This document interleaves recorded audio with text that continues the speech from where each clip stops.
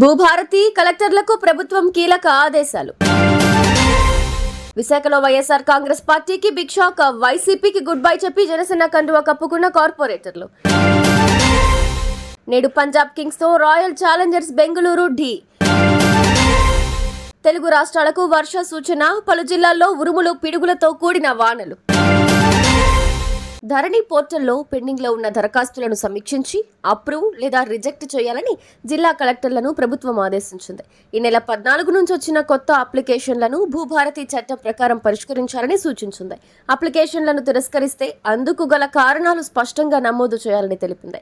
దరఖాస్తుదారులు చూపించిన ఆధారాల ప్రకారం సమస్యల పరిష్కారానికి అవకాశం ఇవ్వాలని పేర్కొంది. గ్రేటర్ విశాఖలో వైసీపీ పార్టీకి షాక్ తగిలింది. ఆ పార్టీకి చెందిన 3 కార్పొరేటర్లు జనసేనలో చేరారు.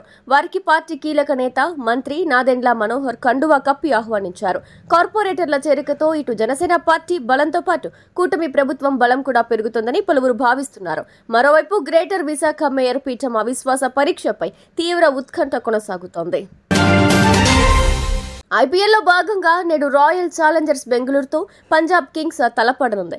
బెంగళూరులోని చిన్నస్వామి స్టేడియం వేదికగా రాత్రి 7:30 మ్యాచ్ ప్రారంభం కానుంది. 6 మ్యాచ్ల్లో 4 విజయాలు సాధించిన ఆర్సీబీ మంచి జోష్లో ఉంది. పంజాబ్ కింగ్స్ సైతం 6 మ్యాచ్ల్లో 4 విజయాలు సాధించింది.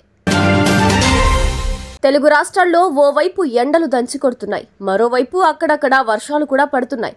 ఈ భిన్న వాతావరణ మార్పులతో ప్రజలు ఇబ్బంది పడుతున్నారు. ఈ క్రమంలో వాతావరణ శాఖ మరోసారి వర్ష సూచన చేసింది. నేడు రేపు తెలంగాణ, ఏపీలో వర్షాలు కురుస్తాయని తెలిపింది. అలాగే పలు జిల్లాల్లో ఉరుములు మెరుపులతో కూడిన వర్షాలు కురుస్తాయని, కొన్ని చోట్ల వడగళ్ల వానలు పడే అవకాశం ఉందని పేర్కొంది. ఇక ఈదురుగాలులు సైతం 30 నుంచి 40 కిలోమీటర్ల వేగంతో వీచే ఛాన్స్ ఉందని వెల్లడించింది.